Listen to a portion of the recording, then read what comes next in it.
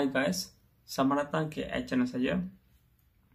Kita tahu result SPM keluar pada hari ini bagi edisi 2024. Kita nak tahu berapa orang lulus SPM, berapa orang tak lulus SPM dan juga berapa orang gagal dari SPM. Jadi KPM mengeluarkan laporan edisi keputusan SPM dalam social media. Aku ternampak satu benda yang pelik semasa dapat post dalam social media. Aku ternampak dengan jalur gembilang. Semuanya betul. Tetapi aku perasan macam mana ada 2 bintang pada jalur gembilang tersebut. Ayo deh, apa mau jadi ni? Macam mana kesilapan ni boleh berlaku dalam Kementerian Pelajaran Malaysia? Kita tahu Kementerian Pelajaran Malaysia ni bertanggungjawab bagi adik-adik orang, bagi sekolah dan juga bagi ilmu pengetahuan. Tetapi macam mana kesilapan ini boleh berlaku dalam KPM? Kita tahu proses KPM ni senang saja. Sebelum mengeluarkan sesuatu kenyataan, mereka perlu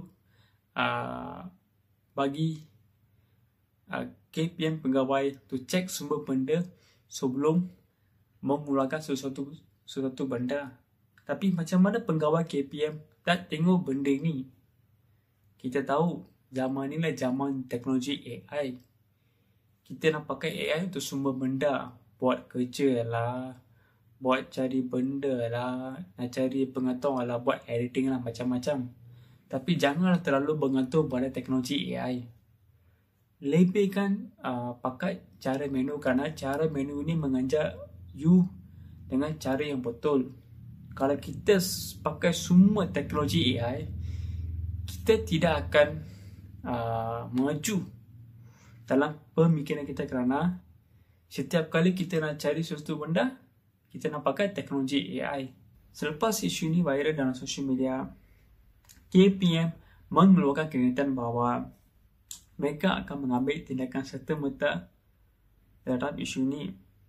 Tindakan itu seperti mana? Menggantung pegawai ke,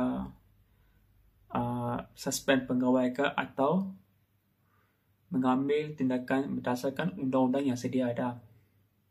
Anda perlu jelaskan tindakan anda, kerana kita tidak faham macam mana anda akan buat keputusan terhadap isu seperti ini.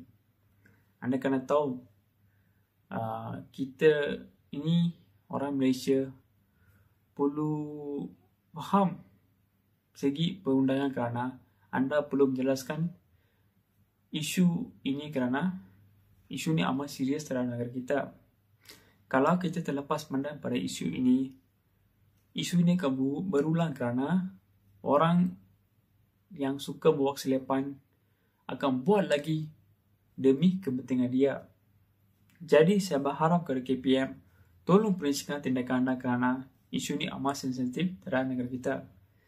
Jadi ke semua fans yang masih menonton channel saya, jangan lupa like, share dan subscribe, kerana saya membawa isu-isu hangat yang berlaku di negara kita.